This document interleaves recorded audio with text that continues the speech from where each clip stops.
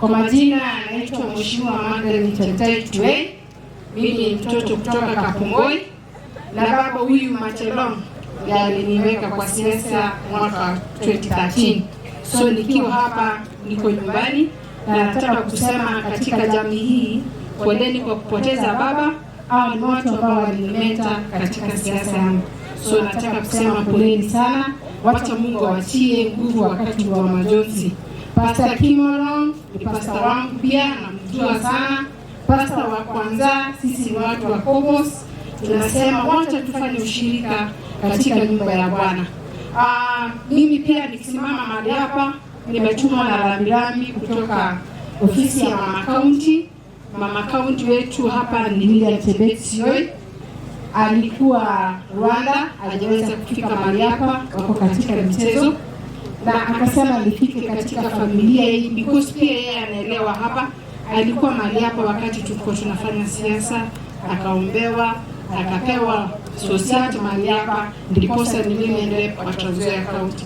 So akasema nikifika mahali hapa nipeane rambirambi zake, nipeane pole zake, na pia tuwajulishe ya kwamba katika ofisi yetu kuna mambo ambayo tumekuwa tukilani, mambo ya people with disability. Mmekuwa tunapeana wheelchairs kwa wale ambao wanahitaji.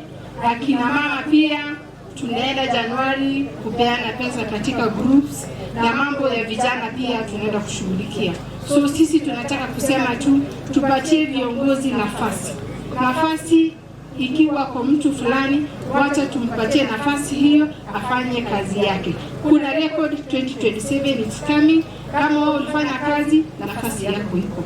Wazingisho tunataka kusema kwamba gavana, karibu sana. Mimi nitasimama nikisema baadaye umekuwa mtu wa karibu na sisi. Nilikuwa function milimani, ulikuwa pamoja na sisi. Kuna wakati tulikuwa na harambee tena hapa Nene, ulikuwa na sisi, leo uko pamoja na sisi.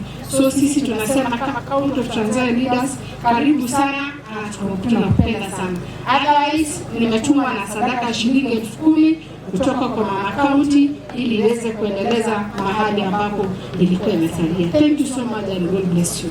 Emmanuel Waso Simiyu, nikiwa mshauri wa gavana wa jimbo la Trans Nzoia. Na kabla sijasema lolote, huenda kuna chief wa area hii, chief, assistant chief, Mkasa kwa area hii. Najua si kuona wakasa wakiongea na hao pia ni wadosi yetu. Iko Wakasa, haya simameni tu Wakasa kwa sababu ya muda, mwenue mkono. Najua tukisipoamsha mnaweza nyima vijana vitambulisho. Sawa sawa. Kuna MCA yote kutoka kaunti jirani. Kwa hivyo tumetoka pale. Mimi nimekuja hapa kuleta rambirambi zangu kwa familia hii, na pia nimetumwa na gavana wa jimbo la Trans Nzoia ambaye najua mimi nilikuwa naambia wananchi tujipange kidogo. Sasa hivi tuko hapa, tuanze kuongea maneno ya 2027 iko karibu. Ama namna gani? Kikwetu Waluya, ukizaa watoto wavulana unabadilisha kidogo, utapata msichana.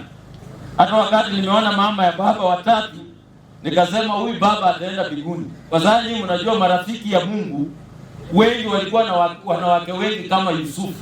Mtu anaweza wacha rafiki yake kweli? Kwa hivyo huyu mzee ataenda na sisi tukutana naye mbinguni. Kwa hivyo sisi maneno ya kusema ati sisi tumeachwa nje, hiyo ni maneno ya chocha tu, anachochea na atembeana shida na mtu. Na kama ni maendeleo, anachapa kazi kwa wote.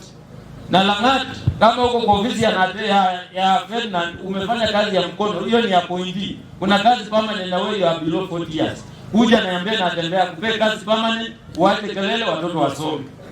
Si hapo itakuwa sawa sawa? La mwisho, mimi siwezi beba maneno, mimi sio mwakilishi wa Werunga. Ile jambo nataka tu kuomba mheshimiwa senator. Yeye ni senator wangu na ni senator wako. Maneno yakitokea ahusishe jamii zote. Kama nikikuja hapa asitume mtu kutoka sehemu nyingine, aangalie tu mtu wa hapa amwakilishe hapa. Yeye ni senator wetu. Vile women rep amefanya, amechukua magazine kutoka hapa jirani akamleta hapa. Hiyo ndio maneno tunataka, kama namna gani? So governor, Mwenye amevaa hii kiatu ndiye anakijua. Sisi hatuombi kazi yako ya county government. Lakini wewe hii madaraka umepewa ni Mungu haka anakuprepare. So ukiona ile nafasi kidogo kidogo kama ya jeshi ya polisi ya nini, ongea na huyu mzee Matelong, achukue vijana wawili watatu hapa apeleke national government.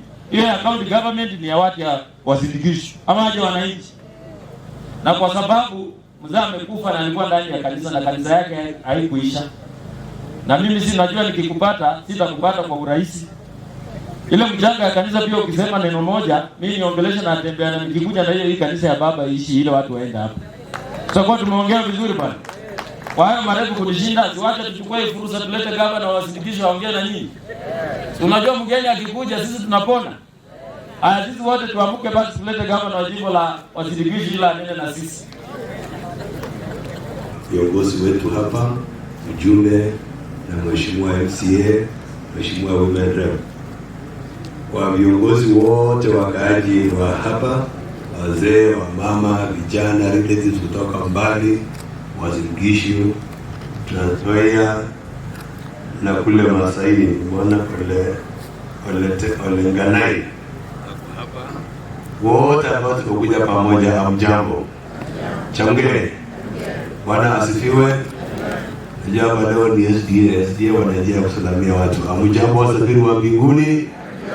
Nenda huko juu. Alafu AIC wako na uhuru wa Yesu. Semeni wa milele uhuru wa Yesu. Wale wa ACK wakusalamia wakisema Bwana asifiwe. Unasema asifiwe Yesu. Bwana asifiwe. Atengeneza kitu kama vizuri. Bwana asifiwe. Alafu Katoliki wanakuanga wengi na wako umuhimu. Wanasema msifu Yesu Kristo. Alafu kuna Pentecostal sasa hapa wale wa kiroho hapa. Wanasema semeni haleluya. Bwana mjasema hiyo? Basi yangu ni machache sana kwa niaba yangu na familia yetu nyumbani Kapchelele na wetu wawili wa mama sisi watoto wa huko kwa hiyo boma kwa ajili mzima. We are a very big family. Hata sisi tu kutoka hapa mpaka hii dunia yote mpaka Laikipia mpaka Nandi kaunti wasingisho na hapa. Na kwa niaba ya wafanyikazi ya wasingisho mahali Matelong Meli ni mshauri mkuu wangu kwa mambo ya kiuchumi. Nataka niseme poleni sana, poleni sana. Pole sana watu ya jamii. Huyu mzee sio mzee wa kawaida. Kuna wazee lakini kuna yule mzee ambaye si wa kawaida. Huyu ako kwa class ya wale wazee wetu ambao waliwacha Kenya wakaenda kule nje ya Kenya. Ng'ambo, naenda ng'ambo ndio hapa karibu. Walienda Uganda, wengine wakaenda Tanzania, wengine wakaenda Masaini, walikuwa na kile wamepita Kenya kumbe walikuwa wangali Kenya. Na sababu yao ni kwamba walikuwa wanatafutia watoto yao maisha bora kule mbele. Na ukitaka kujua ukatusi ilianzia wapi, wao ndio walianzia ukatusi. Kwa sababu wako na bibi moja, bibi tatu, nne, na wote wako na revolution yao, kila bibi yako kona yake na watoto yake. Na sio rahisi ukuwe na bibi tatu ama wanne ama at most zero. By maana ni moja ya ugatuzi kwa hiyo jamii 7 of them. Kama wewe ni mwanaume jaribu utajinyonga kwa sababu kama wewe mmoja anamsumbua na umekonda alafu wanawake 7 ama 5 ama 3 utaweza kweli? So hao watu sio watu wa kawaida hawa. Ni watu wanajua kwamba hata hii mali lazima tugawe ifikie kwa kila jamii. Na jamii kama wakikaa hivi kuna heshima kwa watoto, kuna heshima kwa mama na kuna heshima kwa hiyo jamii. Kwa hiyo nataka nichukue nafasi hii niseme tunaomboleza mkulima, tunaomboleza mshauri. Yeye ni mmoja wa watu ambao tunaitwa Mute Council of Elders. Yeye ndio anaongelesha president wa Kenya. Wao ndio wanatoa mashauri ya kuelekeza kwa hii. Kwa hivyo huyu mwenye amelala sio mtu ambaye tunaweka tu kwa sababu ameaga. Ni mtu ambaye ameunganisha jamii. Ukiona vile watu wanaongea hapa na vile watu wanasema ni kwamba amekuwa na kabila zote. Hiyo hiyo hao watu wakona kitu tunawafundisha, wanajua hata kama unasema ashajua, hata na kwa mkulima na kwa mcha Mungu. Tunasema tumepoteza pia baba ambaye ni baba ya sisi wote, na tumepoteza mtu ambaye alikuwa ni mwanga. Ukiona watoto wake, ukitaka kujua mtu, angalia watoto wake. Na ukiangalia watoto wao mzee kila wanaongea hapa pamoja na wachukuu, hiyo si mtu ya kawaida. Wewe jaribu kuongea Kiingereza je, mtoto alikuwa anaongea hapa, utapata ajali ya ulimi, kwa sababu amefundisha watoto. Ukisikia mtoto mwingine hapo Nairobi, mwingine hapo dunia gani, mwingine hapo ng'ambo ile, hiyo ni mahali tunaelekea, na masomo imetufungulia opportunities nyingi sana. Mpaka sasa tunaweza kukaa jukwaa moja na makabila zingine zote. Hapa Trans Nzoia si another county tena, hii ni county maalum. Hapa ni Kenya kamili. Hapa ndio tuko na kila mtu mwenye anatoka Kenya na anaishi hapa. So hapa ukitaka kuheshimika na kuwa ni mtu wa heshima, kwa hali ya juu, mahali unavuna mahindi, unakuwa na mali yako, utaheshimika. Pili, peleka watoto shule, mahali wakikaa pamoja wanaheshimika, ukijua kwamba sisi tunasoma, tunafanana kwa kila area. Si nimetoa mawaidha? So nataka nishukuru sana kanisa. Hiyo mhubiri amehubiri na alihubiri kabisa jinsi tunategemea Mungu. Hii maisha tu ni mafumbi, tunaenda mbio. Ama mjua tunakufa area hii, hata ukwetu wanakufa, hata kupitia maisha nyingine ni kuja hapa. Watu wanaenda. Lakini shida, mimi nauliza watu, nauliza kanisa, Yesu alisema anakuja upesi.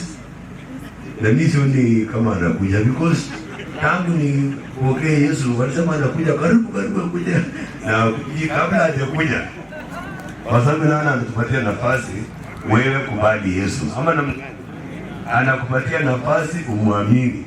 Na huwa anasema shida ya watu wanaenda mbele yetu kututangulia, hawarudi kutuletea habari. Wakufa wanaenda ila huko. Hata hawezi kusema wale niambia jamaa huko ni kubaya ama ni kuzuri. Sasa kwa sababu hii inafanyika kule mbele, the only hope that we have is through a man called Jesus Christ, because he is the only one who holds the key. He came, he died, he resurrected. Na alipojua kabla hajaenda akasema msiogope, nimeshinda hii kifo. So hiyo tu ndio tunajua, mambo mengine yote anajua.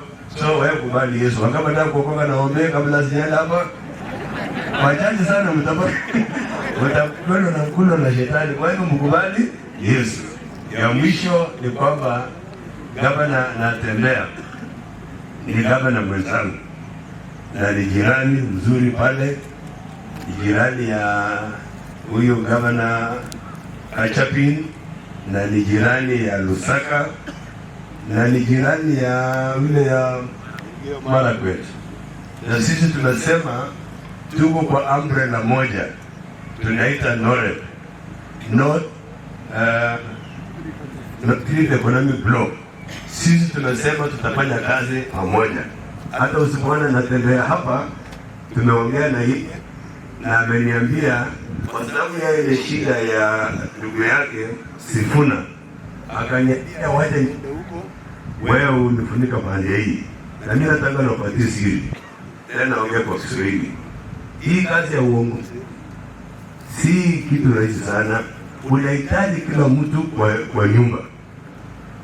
Ni afadhali uko na marafiki wengi kuliko maadui.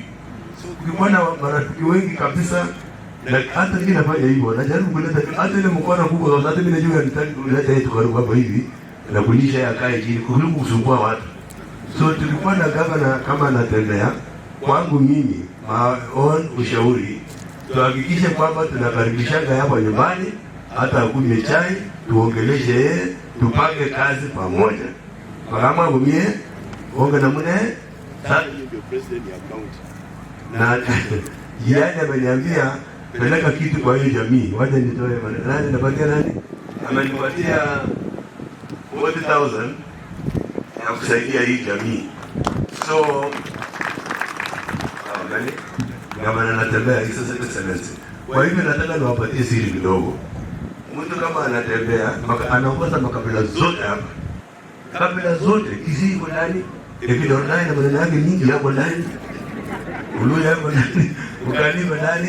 So the best, kama jamii ya hii nyumbani tunataka tuonyeshe yeye kwamba pia yeye ni kiongozi wetu, na tutafute njia kabisa ya kuleta yeye polepole kiteji jita igoi wale hii gengeni maana ile ni polepole sika kimo jita wale wengine wale wengine au wale sio wale kena ile ajabu uso angana hii kwa sababu itajidonya angani katakano kwa baibai ile wale kea waida Tanzania analo la ile ndio vijana maombi wangeteo ya saruti kwa kusema ninga dawa bwana ni so kimeje kitemi kwa genge nirudi kwa ngalela la kwa maile juu nataka niwaambie msipo na wasiwasi na uchumi ngumu sana, uchumi ni ngumu, na this time hata mahindi ya this time ni kama walipata mkutano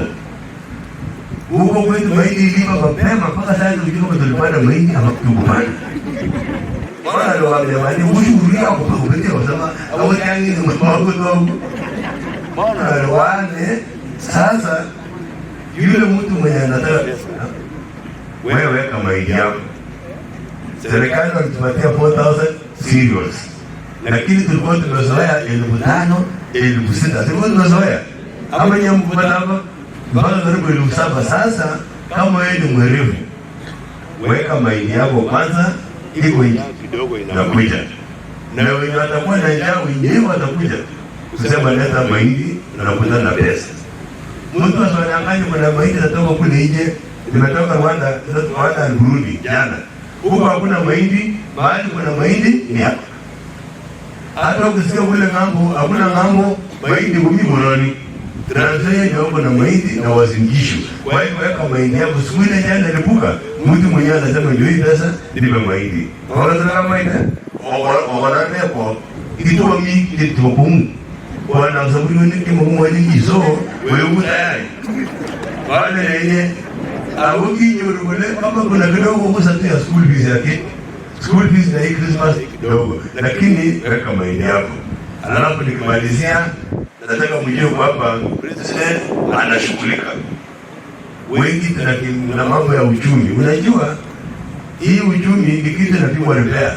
Inakaa hii uchumi kama utakuwa naye leo ama utakuwa naye. Sasa kile uko na pesa kwa mfuko kisha una au sisi sasa ni maskini, ni pesa ni hakuna kwa mfuko. Because ile time pesa itakuja kwa mfuko. So hii serikali ndio president anatengeneza, ana balance, anafanya hivi. Hata Kibaki Mzee Kibaki aliposhinda hii hatamu ya hii wakati wake mambo ilikuwa ngumu, lakini kunyamaza kwake kidogo repair. By the time Kibaki anatoka ile ya pili, kila mtu alikuwa analia Kibaki angekuwa president. Kama namna gani?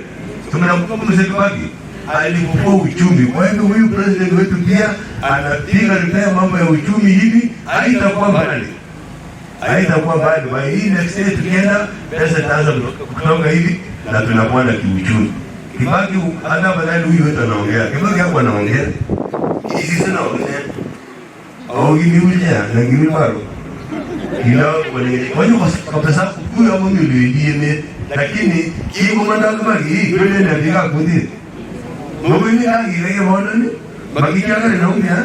Matikitega ndio naongea. So kumeje kibaji president na time basa aje karuwa gani nyone mwa ngale kidan ile jamii vitu kwa kuna takwe bae ndio to ngere, lakini ingendero nega mburi tagari abonge mwele ni leta ya so bae bure kusabu ujumbe nyo ataka nisema asante sana korosi hapa pam pamoja na ngenge pamoja na yeye yote kwa post kusoma yote waswa. Lazima uje mimi mtoto nyumbani hapa. Sikuji kwa sababu mimi ni gavana, nakuja kwa sababu ni nyumbani. Na nyumbani ni nyumbani. Na namwambia natembea sasa kujaga, amekuja yangu mara ngapi ingine hili, ametuma ingine, tunataka tufanye hiyo rafiki. Ingine na rafiki ngine na ningepeleka yeye ina mwati yeye ya watu uni ya maishoni. Ananiambia kwa maisha ngine. So mwingine ndio ndio au ni jamaa mwingine mwingine ili kana ni jamaa ni wale huyu kazi ndio ma jamaa ni akaenda na moja mimi anasema ndio na kweli basi sijasema kitu nimesema hii huwa inakuja kesho kubwa sana tujipange alafu tupande mahindi iweke vitu kazi inaenda mbele. So Mungu awabariki. Matelong, tunasema tuko na wewe, hata wewe unajua vile tumekuja. Tulikuwa na wageni kutoka Ministry of Housing and Public Works, tunajenga soko kubwa sana Eldoret. Na hiyo tulikuja kuchukua plan kwa natembea hapa. Lakini yetu itaenda juu zaidi kushinda huyu. Inaenda koroba 7 huko juu. Tunataka tuweke wafanyabiashara wote waingie ndani. Na Eldoret sasa inaenda kukua city. Na hiyo city haitakuwa ya Eldoret peke yao, hata nyinyi watu wa Trans Nzoia mkuja kufanya biashara pale. Hii kitu inaitwa affordable housing, inasema hata wewe ukwenda nyumba town na ukwenda nyumba sawa. Sasa ile mahindi haendi vizuri, na unaona mahindi inakaa kama vitunguu kimbia town. Siku ile imeiva na kelele na kupigia dansi ya tamasha, rudi sawa. Ukuje ufurahie ukule mahindi yako. Sasa lazima tushike town na tushike kwa njia ya biashara. Kwa hivyo hiyo town itakuwa kubwa, entire North tutakuwa na faida kubwa sana. Na unajua hiyo ikikuwa kubwa tutakuwa na mafactory. Saa hizi hii pesa yetu tumekuwa gazeti hata advertise juzi, tutakuwa na so many investors wanakuja kujenga factories, tunapata nafasi kwa vijana ambao wanataka kazi. Kuna ingine tofauti aggregation industrial park. Na sisi tunaweka kule Mwaibeni kule kwetu, hiyo pia tunaweka ende kwa industrials. Kuna na industrialization. Watu wakuje watusaidie, waweke ma investment, tupate kazi na tupate soko ya mazao yetu. Kwa hivyo tunajipanga vizuri. Trans Nzoia, Elgeyo Marakwet, Pokot, all the way to Turkana. Yeye anasema hata Turkana pia wanajipanga vizuri. Sisi namna hiyo. Sisi tulishiniane. Sisi tupendane namna hiyo. Hapa shida ya hapa Elgeyo Marakwet na Pokot na ile Maringo huko, sasa hizi at least tunatulia. Kwa sababu hawa ni watu wetu pia, wakipigana si naumia pande hii. Lakini tukikaa pamoja kazi inaenda mbele. Si mpaka hapo wabariki. Mtemizi kiawe ungetelinga bagenge. Na watu nyanga ni ya mambo na kwa tayari. Wale yomo wale nyinga ya ikulingu. Ungebele ya manga ni tatika president walini ya manga tol. Kwa hiyo ni ya ujuzi sasa. Ya ujuzi sasa kwa area kwa mambo ya urada ya serikali. Singwaya na Singwaya. Hii ni wakati ya kuita Singwaya ugula nyuma na joleji kitinye ngonyu sabe wale na mpendisi kwa sasa genge kwa sasa yeye masisomo kinyuru kwa ichuni kikime kiwe agomwe sababu yuri korani kale igomwe kabisa yuri ndio wale wangete kama sikilini hiki kimataraji gomwe kabisa bao bi wale tale mangi madiri babi yake kwa duru mwenye mwini riporani au yuta yetun kiribe lao so ngiri korani ongetenya kujuhenda maana kwa shinda wale gaitu pamoja le bas kesa sai wewe tana na wewe so komwe ngomba kutaya au komwe mara kidosa iwalinye magidosa ibasa ili ndio jambo ili azira hapo hizo zoe polo zoe kalina ano yosa kabisa iwo msaudi anaenda kama na bosi kisho kaza mamiyake so ya umene ngani baweli amugi kosa udreisha ana mudisha ile umane na wasae to ito nyonge umuna wewe igion kene iya kumaswaini to ngala ni awundu agewirazi hiyo kanisa ya mzee nimekubaliana na ndugu yangu Wasa tukuje tukamilishe hiyo kanisa. Mlitembelee tupange tutafute gavana natembea na mimi tuongeze huyu wetu ya Bungoma, tuongeze huyu mwingine walikuwa kweli juzi magavana karibu 5 na tukingine walikuwa wengi. Tunataka tukuje tujenge kanisa ya mzee na tukua baraka hapa na nini hapa sasa kwanza hapa tukua baraka siku nyingine wakuje kwetu siku nyingine tuende mahali nyingine. Asanteni sana, Mungu awabariki.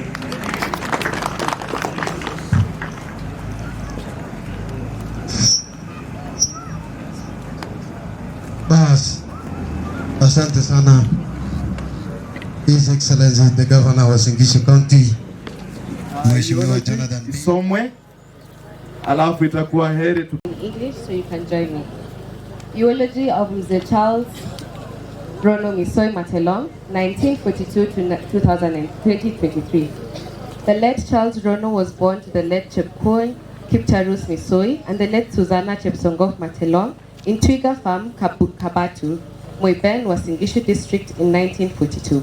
He was the stepson to the late Mary Port Sururei, Grace Port Cheptanui, the late Dina Port Siratei, Rispa Port Cheptumoy.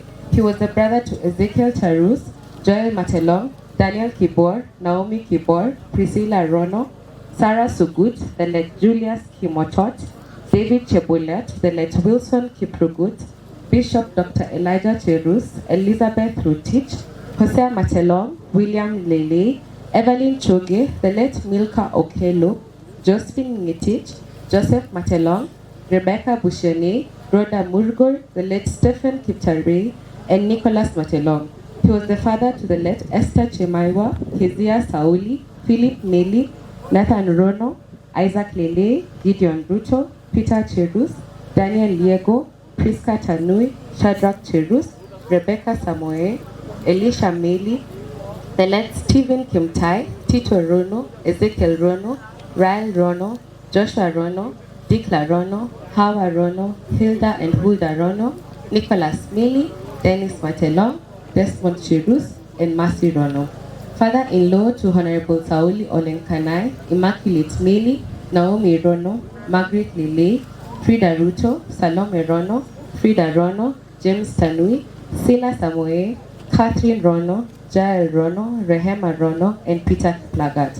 Grandfather to Nelson, Anthony, Leliti, Sagana, Linus, Mimusi, Myra, Ivy, Bryson, Myron, Malva, Mercy, Regan, Ryan, Kipruto, Dylan, Ariana, Liron, Dylan, Ian, Tevin, Angel, Havin, Jesse, Bravin, Alvin, Ivan, Aiden, Akim, Vanessa, Vanya, Alvan, Shannon, Ivana, Amelia, and Charlie. Early life. Mzee was born when Kenya was under the British rule. The colonial incursion disrupted communal land ownership and adapted squatter system. The number of houses one could build as well as the number of livestock one could keep were limited. Ketibin, Bulu. The British forced Africans to labor in their farms. Houses were also taxed. Moiben, where the parents of the deceased lived, were not left out of this. They were among the irritated Africans and chose to leave Moiben for Endebess, Trans Nzoia, in mid-40s, with hope that the British rules were not severe as Moiben. At Endebess, they faced the same challenges and moved further to Kapchorwa district in Uganda. This is where Mzee grew up and started going to school. Mzee was initiated to the Sawe Etsat in 1958 in Nabukutu, Sundet, Kwen district in Uganda. Family life. Mzee Charles Rono married Julia Soti Rono at Skapkoi, Greystone Farm in 1967 and moved to Koros 2, Kwanzaa in 1971 with his family. In 1978, he married Ludia Rono and Lillian Rono in 2004. He was blessed with 24 children and 36 grandchildren. At Kwanzaa, Mzee engaged successfully in livestock keeping and large-scale crop farming, which earned him the name Lord Delamere. In the neighborhood and beyond, Mzee and unwavering commitment to ensuring that all his children went to school. He was a great storyteller to all he met. Education. In 1957, Mzee began his education in Kukumai Primary School, Kwen District, Uganda. His studies, however, were interrupted by frequent Karamoja cattle rustling, and at January 3, his family moved to Kenya in 1963. He continued his studies, beginning from Standard 3 again. He attended Tarakwa Primary and transferred to Anderson's Primary School.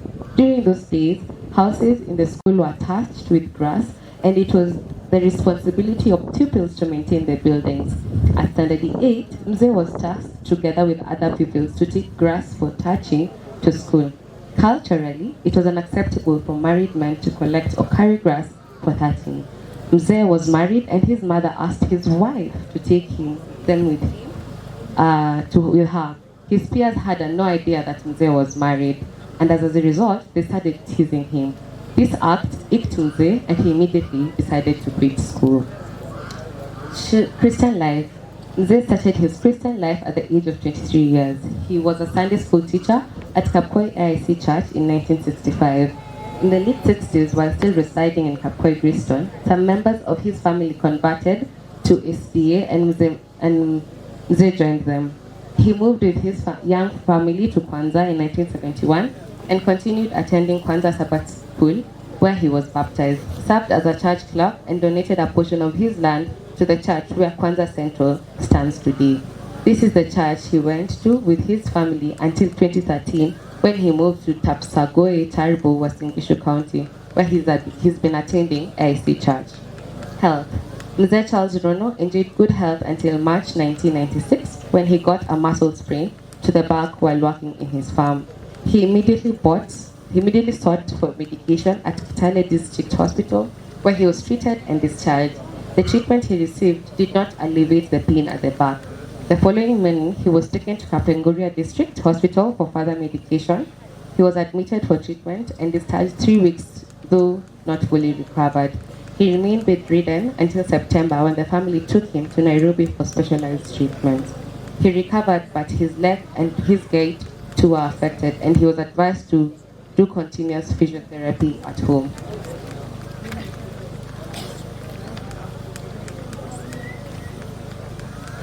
After several years, Mzee was diagnosed with high blood pressure and diabetes.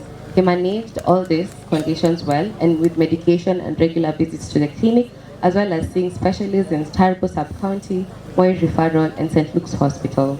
The specialists who attended him include Professor Mayo, Dr. Sukut, among others. Early this year, his knees and wrists got weak and could not walk as he used to.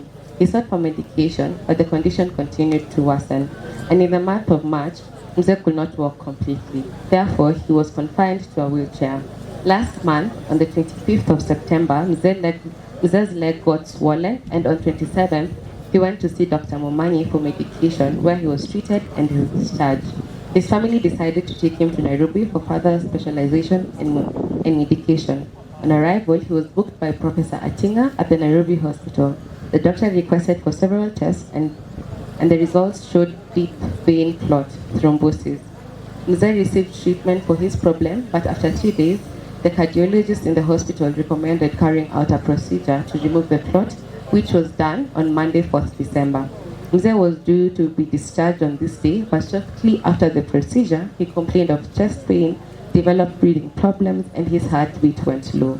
He was rushed to the ICU for resuscitation, but his condition deteriorated, and he passed on the same day, 4th December 2023, at around 5:15 p.m. The medical report indicates that he succumbed to a heart attack due to blood clot that moved to the heart. Thank you.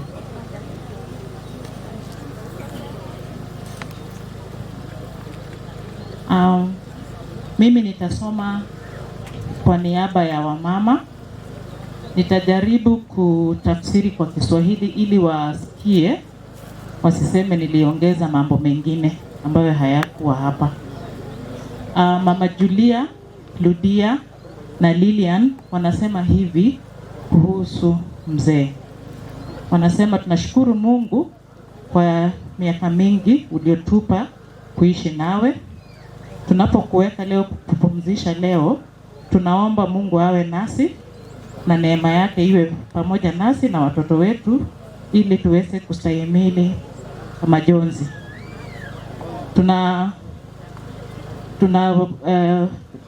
Tegemea fungu la Zaburi 73 mstari wa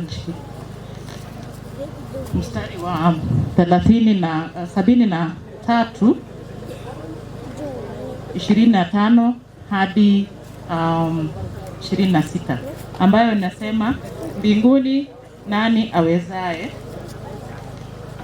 awezaye kunisaidia ila wewe, na duniani hamna ninachotamani ila wewe. Hata nikikosa nguvu mwili na roho, wewe Mungu mwamba wangu. Hiyo ndio fungu wakina mama wamesema wanategemea. Wanasema pia asanteni kusimama na sisi kwa maombi, kifedha na hata kuja kwenu hapa.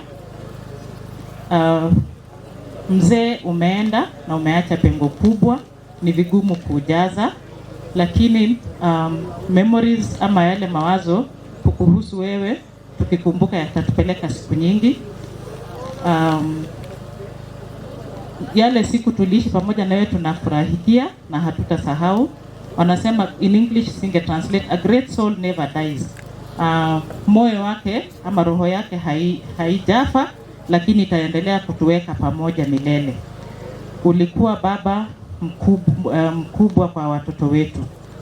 Nguvu zako na upendo wako itabaki kuwa sehemu yetu ya kumbukumbu yako.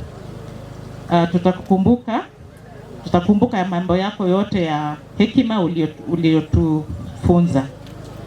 Wanasema kumbukumbu huwa ni kama dhahabu,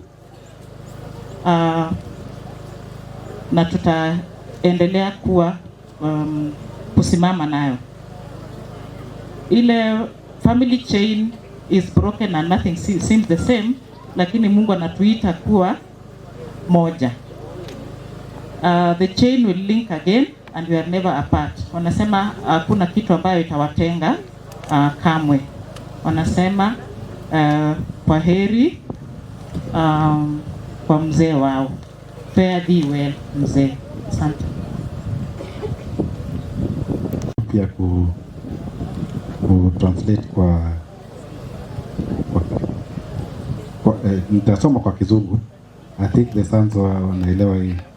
Okay, losing a father has an immense void in our hearts, but his teachings and memories fill that space. In his faith and in his life, he continues to be a pillar.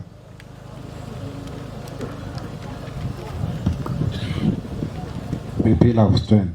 Today we are not only mourning our father's departure, but also celebrate his life, his achievements, legacy, and he lives behind us. Mzee is a remarkable man, a good debater, a very rebel person, a guiding light and a pillar of strength. As we say goodbye, we promise to keep his memory alive, to live by the values he taught us, and to make him proud. Today, as we stand here, the depth of our loss is immeasurable, but so is the gratitude. We are grateful for the times we shared, for the wisdom he imparted to us, and for the love he gave to us. Fare thee well, Dad. Daughters, Dad, in life we loved you daily, in death we still love you. We have cried endlessly and our tears continue pouring. Your fighting spirits will keep us going every day. We will always remember you. Thank you for raising us. Thank you for your counsel always, for the phone calls, the blessings that you always pronounce on us. We will always treasure the advice that you often gave us. Thank you for the sense of humor. You were someone wonderful, and words can't even describe how much we wish we had just a little time with you. Heaven has gained an angel. We will always love you, and we will continue to make proud of you. May the Almighty God rest your soul in eternal peace. Grandchildren, our dear Agui, it is very difficult to take to the fact that you are no longer with us. The memories of you are timelessly flowing and will never stop. We thank God for you and what He enabled you to do on this earth. Thank you, Agui, for being our loving and caring grandfather to all of us, and additionally as your grandchildren. We saw your patience, love, and commitment. Fare thee well, Agui.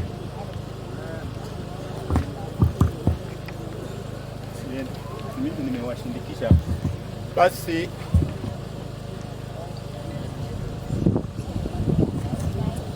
waombolezaji wote hamjambo. Mimi nimesimama hapa kwa niaba ya kanisa la Wasabato Senda Kwanza na nimesimama hapa kuwakilisha kanisa kwa ujumla kuhusu marehemu. Marehemu nimemfahamu tangia mwaka wa 79, nikafahamu marehemu, na kwa njia ile niliyoweza kufahamu marehemu ni kwamba kwanza kabisa sehemu ile ambayo tunajenga pale kanisa, marehemu ndiye aliyetupatia, na nikaja kugundua kitu kimoja kwake. Alikuwa ni mtu mkarimu sana sana sana, na hata hatuwezi kujua kama watoto wake hawa watachukua ukarimu kama wa mzee marehemu Rono. Zaidi ya yote, tulipokuwa pale kanisani tangia miaka ya 84 nikaanza kulea mzee huyo kiroho, nikamlea mambo ya kiroho. Nikaja kugundua ni mtu ambaye ni msikivu, mahali hajaelewa, baada pengine ya huduma utasikia akiuliza hapa ilikuwa namna gani. Kwa hivyo ni mtu ambaye alikuwa anapenda sana kuelekezwa, hasa mambo ya kiroho, na alikuwa ni mtu mpole kiasi kama huwezi kumuelewa, lakini nataka kushukuru kwa muda wote ambao tumekuwa naye katika hali ya kiroho, mambo ya kanisani. Ameweza kuwa ni mtu ambaye anapenda sana kushiriki mambo ya kiroho tukiwa pamoja pale kanisani. Kwa hivyo kwa muda wote ambao nilijua mzee Charles Rono pamoja na familia yake, nilijua ni watu ambao mzee amewaelekeza katika misingi ambayo ni mizuri zaidi.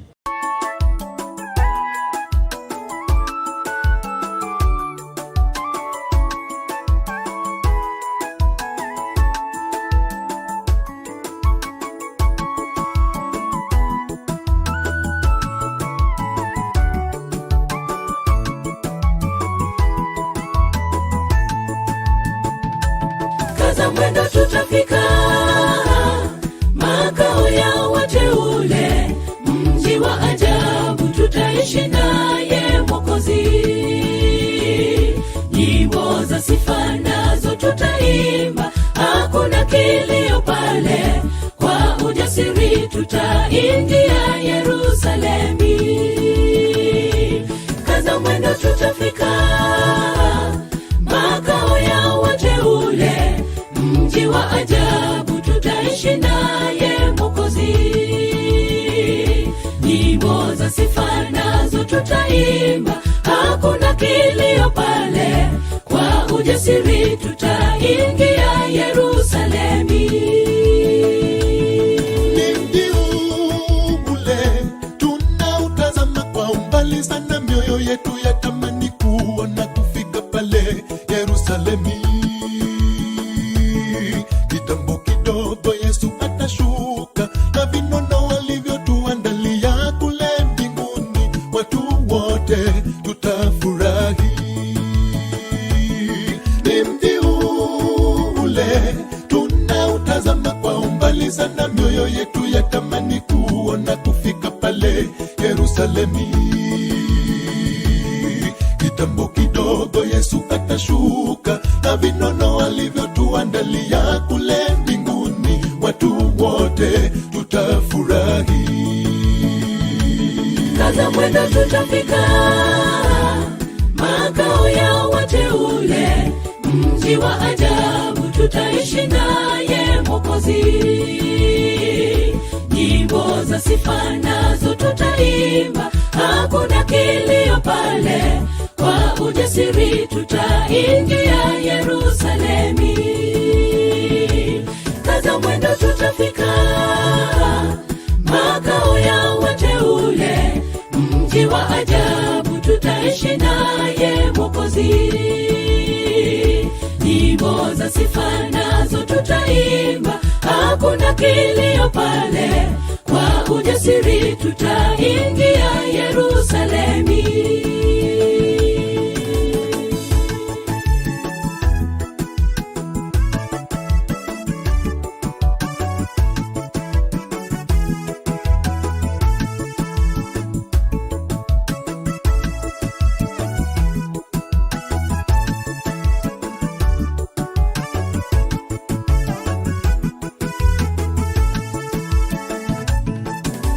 washindi wote wataingia katika jiji hilo, na wakipaa juu angani kama tai.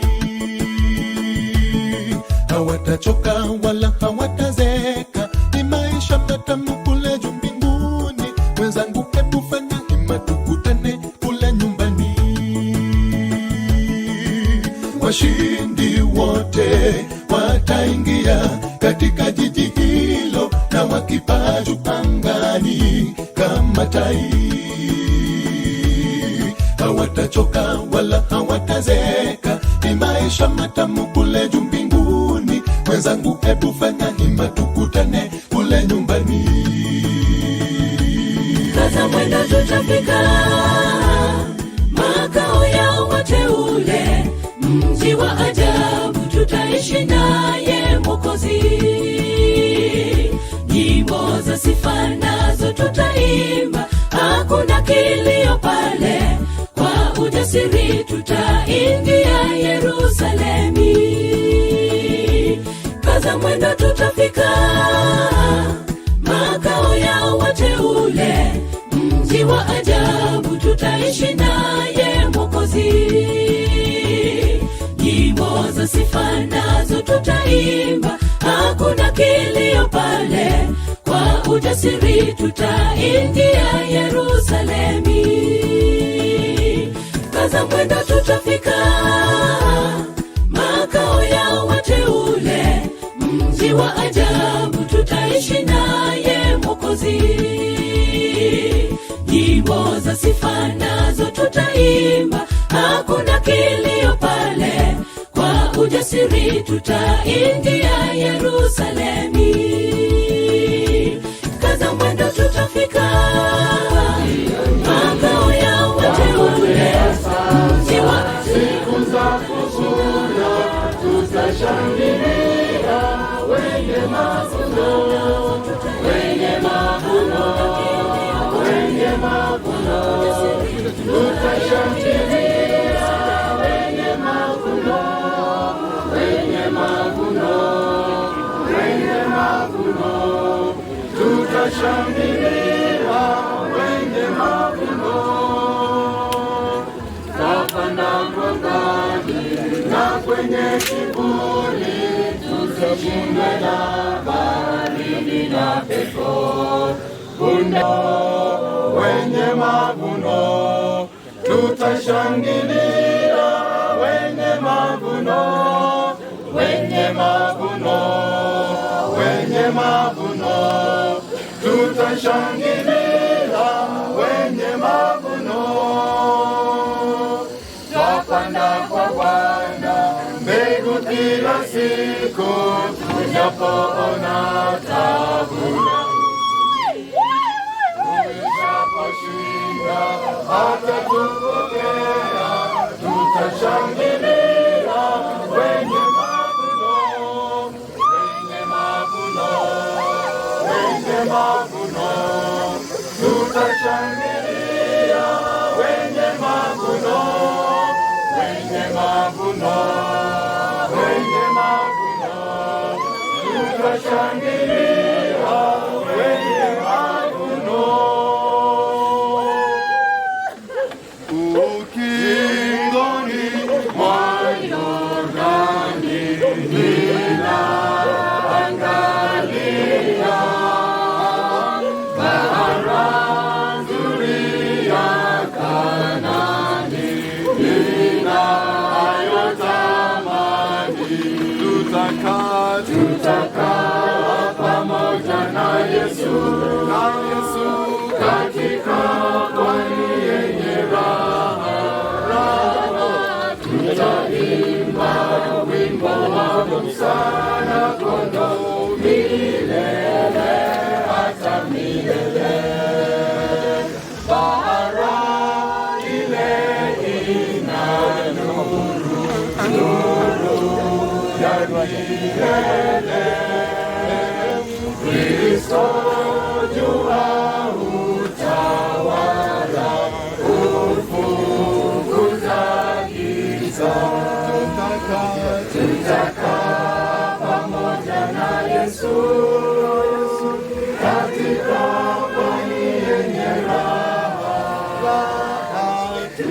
tutaimba wimbo wa msana kondoo milele hata milele.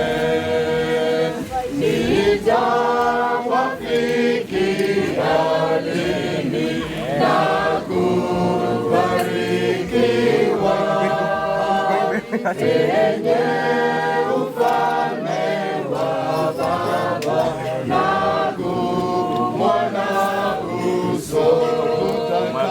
Tutakaa pamoja na Yesu katika pwani yenye raha.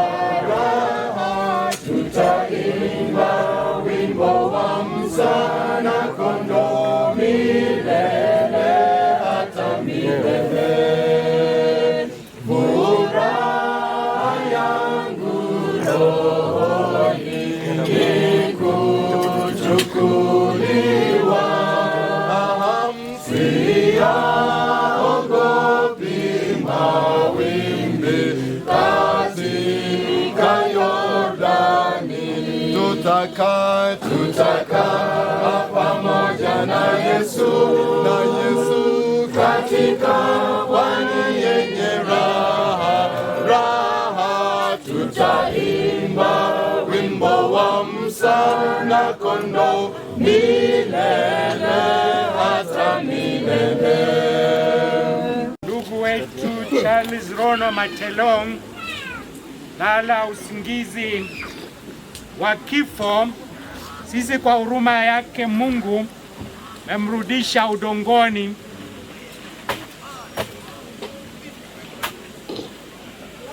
Atuombe. Mtakatifu Baba, tunakushukuru kwa sababu ya umbali huu ambapo umekuwa pamoja nasi katika msiba huu, ambapo tumemrudisha mtumishi wako udongoni hapa kaburini, ambapo atangojea. Ikiwa atakuwa katika alilala katika Kristo, atapatikana katika ufufuo wa kwanza. Mungu, kwa ajili ya familia wakabidhi mikononi mwako, kwamba wape moyo mkuu, ujasiri, na katika machozi yao wanayolia na kuomboleza, Mungu uzidi kuwa mfariji mkuu, na zaidi ukawa msaada mkubwa, ukachukue nafasi ambayo mtumishi wako alikuwa anafanya, ukawashughulikia kila mmoja ipasavyo. Hayo ndiyo maombi yetu kwa jina la Yesu Kristo mwombezi wetu. Amen. Ndani jamii, familia wataweza kuchukua udongo na waweze kuweka pia kwa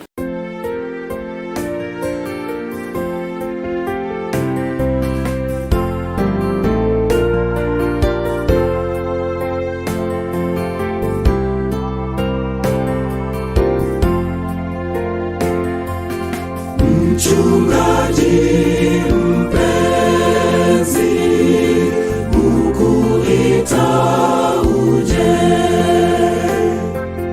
katika zizi lake panapo salama, akina wanawake waume vijana, Yesu aliye kweli huwaita kwake, huita kwa moyo wa huruma, uliyepotea uje kwangu, hivi kukungoja anadumu Bwana Yesu mchunga.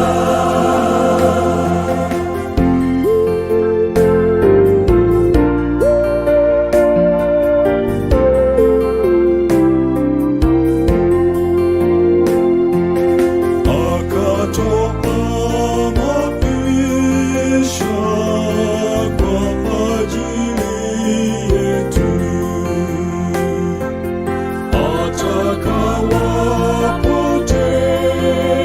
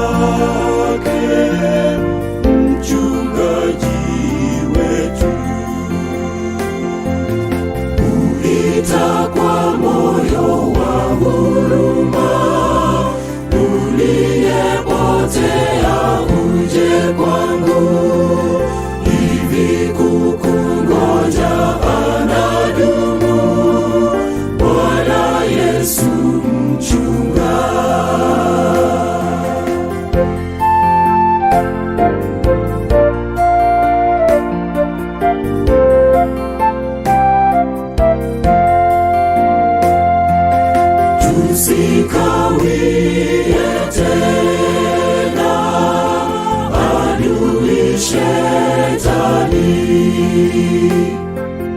kama mbwa wa mwitu atatuharibu. Tunaitwa na Yesu mkombozi wetu, tuingie zizini panapo nafasi, kuita kwa moyo wa huruma,